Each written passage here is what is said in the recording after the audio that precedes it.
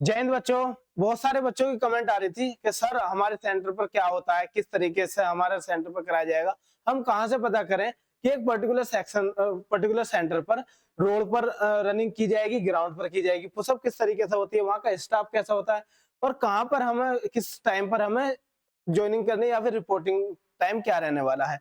तो उन सब डाउटों को लेकर मैं आज ये वीडियो बनाने वाला हूँ और इस वीडियो में हम देखेंगे कि पर्टिकुलर सेंटर पर किस तरीके का एनवायरनमेंट रहता है और बच्चों के साथ क्या-क्या चीजें घटित होती हैं। तो उन सब चीजों के बारे में हम जानेंगे कि अब तुम्हें सेंटर पर किन-किन बातों का याद रखना है और पर्टिकुलर सेक्शन आप मुझे कमेंट बॉक्स में बता सकते हैं कि हमारा सर यहाँ पर सेंटर था या फिर जिसका हो गया हो वो मुझे मेरे व्हाट्सएप नंबर पर बता सकता है कि सर मेरा ऐसा-ऐसा हुआ या डिटेल अपना रिव्यू दे सकता है यदि वो चाहता है तो। तो चलिए हम वीडियो में आगे बढ़ते हैं और देखते हैं।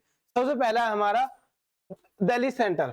देखिए, मैं आपको हर चीज के बारे में अपडेट करता जा रहा हूँ, जो भी इंफॉर्मेशन मुझे मिल रही है, जितनी भी इंफॉर्मेशन बच्चों से आ रही है कि सर मेरे साथ ये दिक्कत हुई, मैं सिलेक्ट हो गया, मैं इस चीज में आउट हो गया, वो सब मैं अपडेट अपने टेलीग्राम ग्रुप और यूट्यूब चैनल पर देता जा रहा हूँ। तो आप यदि अपडेट चाहते हो टाइम से और आपको पता चल जाए और अपने में सुधार कर सको तो हमारे चैनल को सब्सक्राइब कर लेना ताकि आपको नोटिफिकेशन मिल जाए। और दूसरा, हमारे टेलीग्राम ग्रुप को ज्वाइन कर सकते हो जहां पर मैं पल पल की खबर दे रहा हूँ, हर चीज बता रहा हूँ कि देहरादून आज क्या हुआ क्या नहीं हुआ, किस शिफ्ट में कितने बच्चे आउट हुए।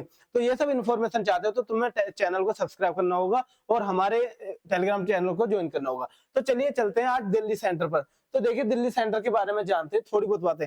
याद रखना बच्चों, ये प्रीवियस भी है, पास्ट की कुछ चीजों के साथ लिंक्ड है और उन सबको एक कंबाइन करके मैं बता रहा हूँ। ऐसा नहीं है कि आज की ही अपडेट है, ये पिछला भी पुराना जो उनका इतिहास रहा वो भी बता रहा हूँ। देखिए, सबसे पहले जब आप रिपोर्टिंग करोगे, रिपोर्टिंग टाइम मेनली क्या है आपका 6 बजे, 8 बजे और 8:30 9:30 बजे। इसका मतलब है कि पर्टिकुलर डेज पर अलग अलग टाइम बट रहे हैं। कोई ऐसा नहीं है कि अगर एक बच्चे को 6 बजे बुलाया है तो हर किसी को 6 बजे बुलाया जाएगा। डेट वाइज है, 4 तारीख को 9:30 बजे जाएंगे, 3 तारीख को 8 बजे जाएंगे। तो वो टाइम डिवाइड है, आप देख लेना आपके एडमिट कार्ड पर लिख रहा होगा और कुछ इस तरीके से लिख रहा होगा। Hour 600 hours, 800 hours. तो ये आवर्स का मतलब है तुम्हारा 8 बजे, 6 बजे और 9:30 बजे, इस टाइप में। तो आपको क्लियर हुई। तो रिपोर्टिंग है आपकी इतने बजे और ये स्टार्ट हो जानी है। ये ऐसा नहीं है कि इस टाइम पर आपको पहुंचना, ये स्टार्ट हो जाएगी, यहाँ से आप एंट्री करना स्टार्ट कर दोगे। तो इसका मतलब है आपको 1 घंटे पहले पहुंचना होगा सेंटर पर। फिर आपका क्या होगा, डॉक्यूमेंट वेरिफिकेशन होता है और डॉक्यूमेंट वेरिफिकेशन याद रखना स्ट्रिक्ट तरीके से हो रहा है। इस दिल्ली वाले सेंटर पर तो बहुत ज्यादा स्ट्रिक्ट है। क्यों? वो उसका रीजन है कि कोई भी फेक एंट्री ना की जाए। ठीक है बच्चों, आपके पास प्रॉपर डॉक्यूमेंट्स होने चाहिए, ओरिजिनल होने चाहिए, कोई भी एक चीज भी ना छुटी होनी चाहिए बच्चों, आप डिस्क्वालिफाइड हो जाओगे। तो दिल्ली सेंटर पर डॉक्यूमेंट वेरिफिकेशन बहुत अच्छा हो रहा है और ये तो हर सेंटर पर ही अच्छा होगा क्योंकि सेना में कोई नहीं चाहता कि गलत तरीके से बंदा कोई एंट्री ले। ठीक है बच्चों, उसके बाद है हमारी रनिंग। रनिंग ग्राउंड पर होती है। ठीक है, दिल्ली का जो ट्रैक है वो स्टेडियम टाइप में है और ग्राउंड है, आप ग्राउंड के अकॉर्डिंग 4 चक्कर लगा सकते हैं और उसके अकॉर्डिंग तैयारी कर सकते हैं। तो ग्राउंड पर रनिंग होगी। और याद रखना आपका जो पीएफटी होने वाला है बच्चों, वो हार्ड। हार्ड का मतलब है जो स्टाफ है वहां का स्टाफ डिपेंड करेगा आपकी परफॉर्मेंस पर। यदि आप वो लग रहा है कि आप कोशिश कर रहे हो तो वो आपको थोड़ी बहुत छूट दे सकते हैं, बट उन्हें लग रहा है बिल्कुल ही खराब कर रहे हैं और बिल्कुल ही नहीं हो पा रहा, तो देखो उनकी मजबूरी है, वो ऐसा जो नहीं कर सकते जो मतलब उसके कैपेबल ना हो। ठीक है बच्चों, तो वहां पर आपको जो स्टाफ है वो थोड़ा सा हार्ड स्ट्रिक्ट दिखाई देगा और जो आपको पुशअप में वो होल्ड भी कराया जाएगा। लड़कों को तो खासकर कम से कम 3 से 4 सेकंड का आपको होल्ड दिया जाएगा और यहाँ से बच्चों के आउट होने के आसार बहुत ज्यादा रहते हैं। उसके बाद आते हैं मेडिकल। मेडिकल प्रोसेस आपका नॉर्मली कराया जाता है। जब आपका फेस टू का एग्जाम, रिटन एग्जाम हो जाता है उसके बाद मेडिकल के लिए ले जाते हैं। अब हम आते हैं देहरादून के सेंटर पर। देखिए बच्चों, देहरादून ने बहुत चौंकाया है। अभी अभी मैंने मेरे पास मैसेज आए हैं बच्चों के कि सर बहुत स्ट्रिक्ट चीजें रही। मैं अभी उसको डिस्क्राइब करता हूँ। तो सबसे पहले हम जानते हैं कि डॉक्यूमेंट वेरिफिकेशन होगा आपका। ठीक है, रिपोर्टिंग के बाद, और रिपोर्टिंग सेम टाइम है, कोई दिक्कत नहीं है। और यहाँ पर जो रनिंग है वो रोड पर है और रोड पर भी किस तरीके से 250 मीटर का रोड है और वहां जाना है आना है, जाना है आना है। तो इस तरीके से आपके चक्कर लगाए जाएंगे और फिर जो लास्ट का चक्कर होगा उसमें वो 1600 मार्क करके और वहां पर खड़े हो जाएंगे और जो 6 में जो दिए हुए टाइम में उसे कंप्लीट कर पाएगा तो वो तो अंदर है और जो उसके बाद आएगा उसको साइड में ले जाकर डिस्क्वालीफाई कर दिया जाता है, वो बाहर आ जाते हैं। जो बचते हैं वो आगे के लिए। और याद रखना कि जो ग्रुप बनेगा वो 15 से 20 बच्चों का बनाया जा रहा है। जो 15 से 20 बच्चे एक साथ भगेंगे, ऐसा नहीं है कि 100-150 बच्चे भगा दिए, नहीं, 15 से 20 बच्चों का ग्रुप होगा जो रनिंग करेगा। उसके बाद उसमें 4 सेलेक्ट हो, 5 हो, 10 हो, वो टाइम के ऊपर डिपेंड है। और जो पीएफटी है, याद रखना बच्चों, इससे पहले पास्ट की हिस्ट्री रही है उसकी मॉडरेट होने की, लेकिन अब वो बहुत हार्ड हो रहा है, बहुत हार्ड। उसमें क्या है कि यदि आप 15 आपकी क्या है सिटअप्स हैं, ठीक है, तो 15 में आप यदि 14 भी लगा पा रहे हैं ना, तब भी आपको डिस्क्वालीफाई किया जा रहा है। तो जरा ध्यान से आपको कंप्लीट करनी होगी। यदि आपकी पुशअप एक भी कम रह गई तो भी आप आउट माने जाओगे। तो आपको अच्छे से तैयारी करके जाना है और हार नहीं माननी, गिरना नहीं है, बस ताकत बनाए रखना। फिर उसके बाद मेडिकल हो जाता है जो नॉर्मली हो रहा है।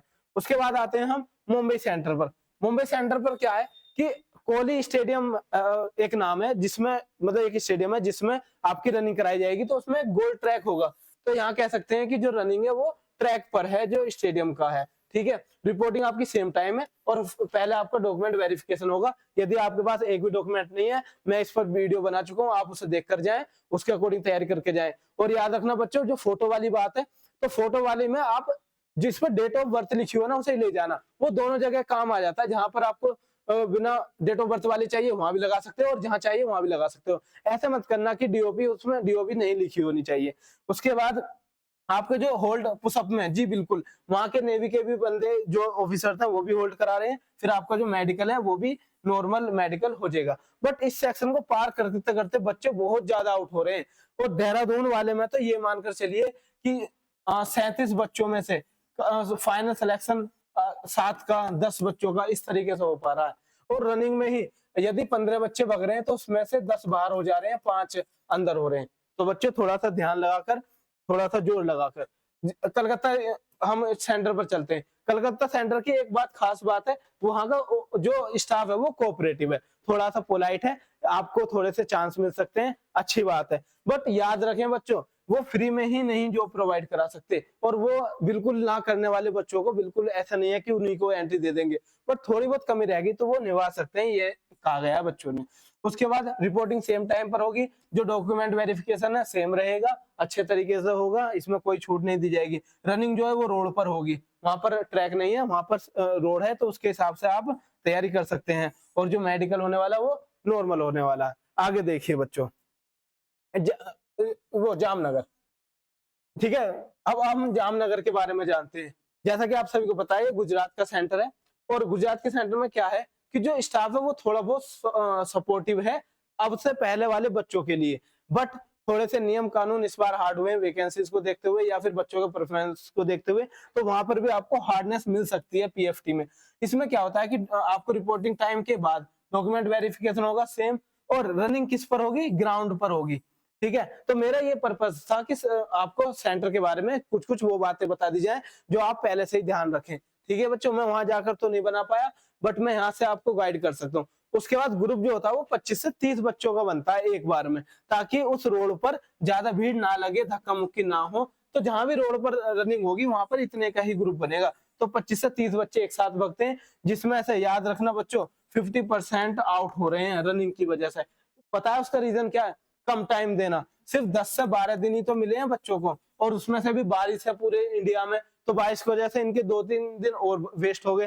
तो इस वजह से कम 50 प्लस का रिजेक्शन रेट चल रहा है रनिंग में। तो इस चीज को ध्यान रखना बच्चों, बहुत दुख होता है जब आप डिस्क्वालीफाई होते हैं यहाँ तक आने के बाद। अब हम आगे चलते हैं विशाखापट्टनम। विशाखापट्टनम के लिए सेम है कि टाइमिंग सेम टाइमिंग रहेगी, डॉक्यूमेंट वेरिफिकेशन रहेगा, रनिंग जो होगी वो ग्राउंड पर होगी। और ग्राउंड पर रनिंग का मतलब है सब एक साथ भग सकते हैं। जितना भी ग्रुप बनता है आपसे 100 से लेकर 120 बच्चों का, वो सब एक साथ रनिंग कर देता है। और याद रखना इसमें कम से कम 45 टू 55 बच्चे ही सेलेक्ट हो पा रहे हैं, ठीक है।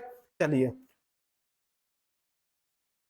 तो ये थी बच्चों आज की जानकारी, जितना भी सेंटर पर आपको कराया जाएगा, बताया जाएगा। उसके बाद जब ये सब चीज हो जाती है, उसके बाद होता है आपका रिटन एग्जाम। और रिटन एग्जाम के लिए मैं आपको इंग्लिश में कुछ गाइड कर सकता हूँ। यदि आप इंग्लिश में 20 प्लस मार्क्स लाना चाहते हैं, तो मैंने अपने टेलीग्राम चैनल पर इंग्लिश बाय सचिन तोमर पर मॉक टेस्ट प्रोवाइड कराए हैं। आप उन्हें अटेम्प्ट कर सकते हैं और देख सकते हैं कि किस तरीके से वो मॉक टेस्ट बनता है। या फिर जो नेवी का एग्जाम है उसमें टेस्ट इंग्लिश का किस तरीके से आएगा। आपका 25 में से कम 20 प्लस स्कोर होना चाहिए बच्चों, तो आपको फाइनल सिलेक्शन होने के बहुत ज्यादा चांस हो जाएंगे। और ये छोटी छोटी वीडियोस हैं, आप इन्हें भी देख सकते हो, 8 से 10 मिनट की वीडियोस हैं जो आपके लिए फायदा दे सकती हैं, और यहाँ पर आप वो क्या भी याद कर सकते हो। तो ये थी हमारी आज की वीडियो जिसमें मैंने आप सबसे अच्छे तरीके से डिस्कशन करा। और यदि आपके पास कोई भी अपडेट हो किसी भी चीज से रिलेटेड, चाहे सेंटर हो, चाहे आपका वहां पर किस तरीके से प्रोसेस रहा हो, यदि आप रिव्यू देना चाहते हैं तो मेरे व्हाट्सएप नंबर पर आप रिव्यू दे सकते हैं। व्हाट्सएप नंबर आप लिख लीजिए,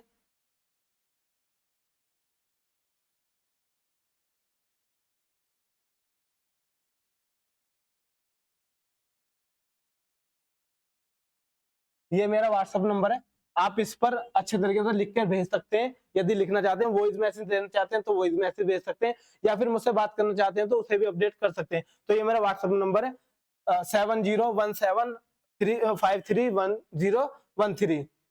तो आप इस पर अपडेट कर देना, रिव्यू दे देना, आपके सेंटर पर किस किस तरीके से हुआ, आपका सिलेक्शन हुआ या नहीं हुआ, आप कहाँ पर कमी कर गए, आप अपनी फेलियर भी बताएं कि सर यहाँ पर दिक्कत आ गई थी इस तरीके से। यदि कोई बच्चे हैं, और कल एक बच्चा बता रहा था कि सर मेरी ट्रेन लेट हो गई तो अब मैं क्या करूं, तो बच्चों आपको एक रात पहले अगर रिजर्वेशन कराना चाहिए कि आपको एक रात पहले वहां पहुंच जाना चाहिए था। अब क्या करें कि हो गई ट्रेन लेट, तो देखिए अच्छा खासा मौका आपने गवा दिया। तो ऐसी भूल ना करें बच्चों, अपने लिए कोशिश रहें, क्योंकि यहाँ तक पहुंचने वाले बहुत नसीबों से और बहुत मेहनत से पहुंचते हैं। तो आपकी मेहनत बेकार नहीं जानी चाहिए यूं ही, तो आपको लड़ना पड़ेगा। तो उसी में और बच्चे हैं जो थोड़ी सी एक दो पुशअप से बाहर हो जाएंगे, तो कोशिश करना बच्चों, लास्ट तक हार ना मानो, एक दो की बात होगी, लास्ट तक कर देना, ठीक है। अब मैं मिलूंगा आपको अगली वीडियो में, तब तक के लिए धन्यवाद। जय हिंद बच्चों।